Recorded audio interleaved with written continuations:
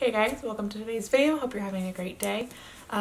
First of all, sorry the background's bad. I'm at my in-laws house. There's not really a great place for me to film in front of, so I'm just sitting on the floor in the room that we're staying in, and I wanted to talk you through my favorite books that I read this year. So I made a resolution this year that I wanted to read 12 books because I really love to read, but when I was in school I didn't have a whole lot of time for reading just because I was reading textbooks and, you know, doing school stuff. But now that I'm now that I'm just working, I have time in the evenings when I get home from work. I have time when I'm riding on the metro for my commute that I can read, and I've really had the opportunity to read a lot of different kind of books this year, and I've really enjoyed a lot. I found some that I didn't like as much, but I reached my goal, surpassed it, and really had fun reading this year and discovering new authors and everything.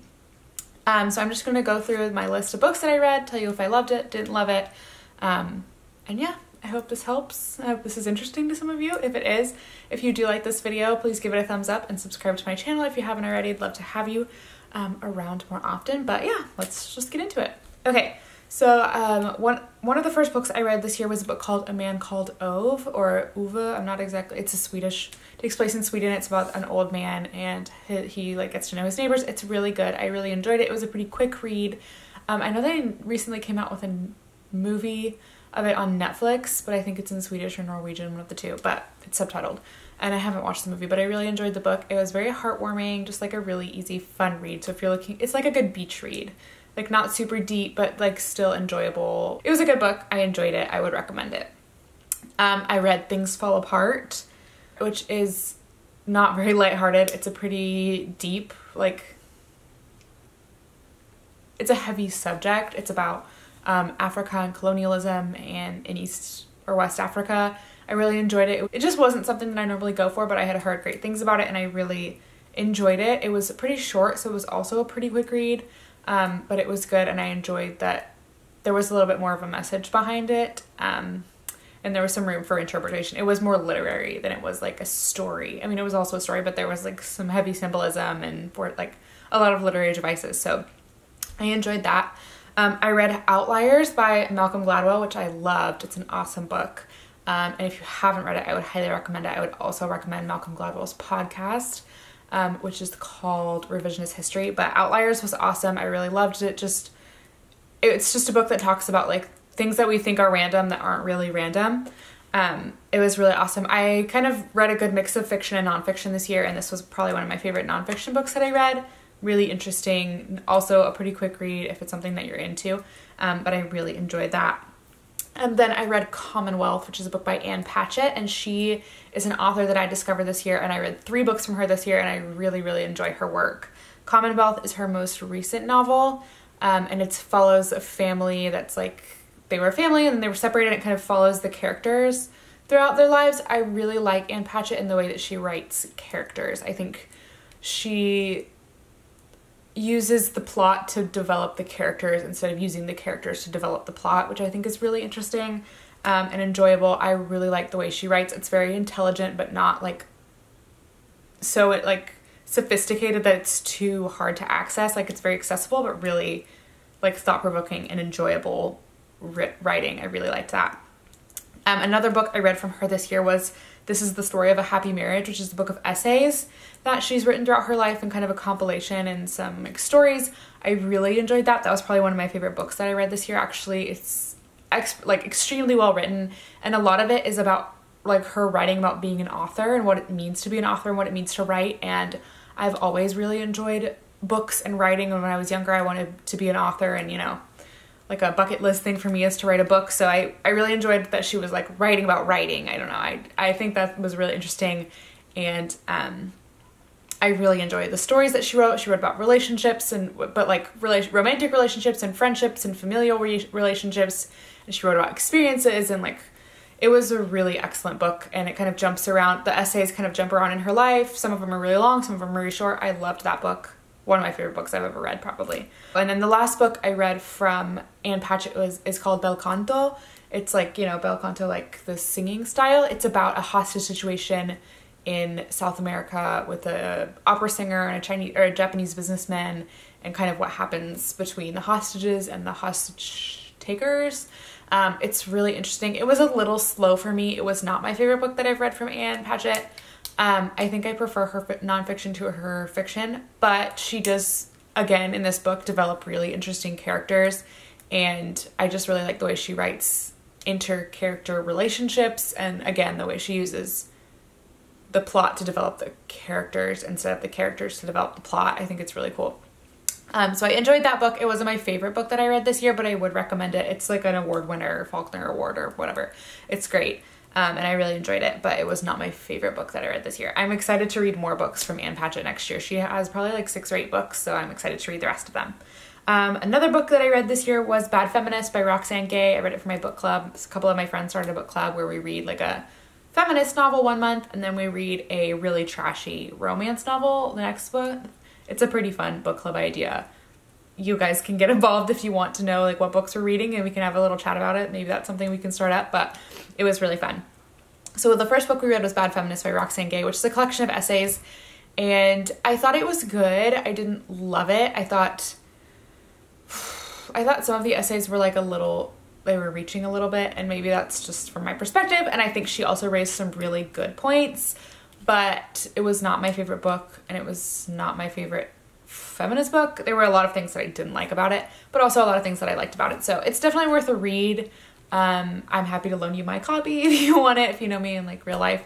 But I enjoyed it, and it was definitely eye-opening and kind of opened my eyes to issues of like racism and sexism and things that I hadn't noticed before. And a lot of it was like in the media and just like things that I, as a white woman, would never have known about had someone not told me. So I really enjoyed that. One of the first books actually I read at all this year was called Back Channel. I think this was like one of the very first books I checked out when I got my Arlington Library card in January.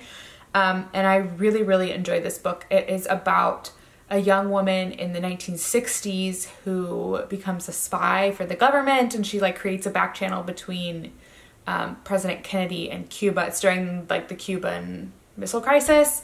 Really good historical fiction, very interesting. I really enjoyed it, especially because I like work in the government, and I love historical fiction. It was a really, really good book. I enjoyed it a lot. I also want to read more books from this author whose name I don't remember, but it's excellent. It's kind of long, but I read through it pretty quickly, and the story is very interesting the whole time. I also read a book on the recommendation of my friend Sarah called The Shadow of the Wind, and it was fabulous. I really enjoyed it. Another historical fiction. It takes place in Barcelona before the Spanish Civil War and like kind of during that period of time. It was really great. I really enjoyed it. Very good. Again, very good characters. It's like a page turner. I like read it very quickly because the story is very compelling. It's about this young boy, and he finds this book, and this book like sends him on this chase to find the author of this book, and it's very, very good, and I would highly recommend it. One of the trashy romance novels that we read this year in my book club was called Eligible, and it's a modern retelling of Pride and Prejudice that takes place in Cincinnati, Ohio, and I really liked it. It was like, it's Pride and Prejudice, but modern, but it's good, and I read through it really quickly. It's another like beach read, really fun, easy. It's like a romance. I mean, if you know the story of the plot of Pride and Prejudice, then you know the plot of the book, but it is interesting to read because you can see how the author interprets the events of the original Pride and Prejudice by Jane Austen in modern day and kind of the twists that she put on them. So I liked it. Another quick read if you're just looking for something to like thumb through. I read a book called The Ministry of Utmost Happiness by Arundhati Roy. I read a book by her in high school, The God of Small Things. And then she came out with this book a couple of years ago, like very recently actually. And it was really long, and it took me a while to get into, but I enjoyed it. It takes place in India and talks a lot about like India and Pakistan separation. It talks about a lot of Indian political movements. It's got a big section on Kashmir and the kind of tensions between India and Kashmir. And I really enjoyed learning about all those political issues that I don't think I ever would have learned about otherwise because they don't teach them in America.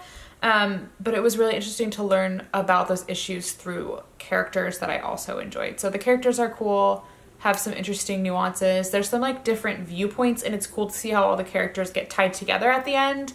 So it's like, seems like it's separate stories, but then they all come together. It's really interesting. I would recommend it. Again, not like one of my most favorite books, but it's like probably like mid-tier of the books that I read this year. I read a book called Between Them, which is a memoir of the author's parents. I read it because I found it on a list of like NPR great books to read, and I liked it, but it wasn't my favorite. Honestly, like I kind of forgot that I read it, but so I wouldn't recommend it. Not one of my favorites, but I did read it this year, and that was one of the nonfiction books that I read this year. I read The Bell Jar by Sylvia Plath, excuse me, a classic. Really, I had started it like years ago, I think maybe when I was in college, and then never finished it, so I really enjoyed reading it. I really, really like Catcher in the Rye. It's one of my favorite books, and this kind of has similar, you know, vibes, so I really enjoyed it. I thought it was a good book. I mean, I feel like you either like it or you don't, but I liked it a lot. I think it had some good messages, so I read The Bell Jar.